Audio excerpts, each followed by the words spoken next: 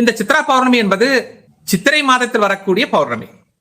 ஆகவே அதற்காக அதை சித்ரா பௌர்ணமி என்று நாம் கூறுகிறோம்.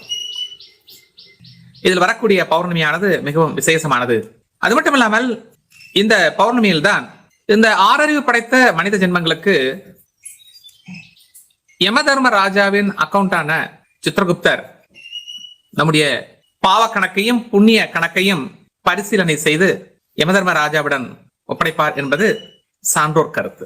ஆகவே அன்று ஏதாவது உங்களுக்கு பிடித்த கோவில்களுக்கு சென்று மனதார சித்திரகுப்தரையும் வழிபட்டு, இறைவா, தெரிந்தோ தெரியாமலோ ஏதாவது தவறுகள் செய்திருக்கலாம், அந்த தவறுகளை நீங்க தான் சரி செய்து மாற்றம் செய்து புண்ணிய கணக்கில் எங்களையும் ஏற்றுக்கொள்வாயாக அப்படின்னு சொல்லி நம்ம வேண்டிட்டு வணங்கிட்டு வரணும்.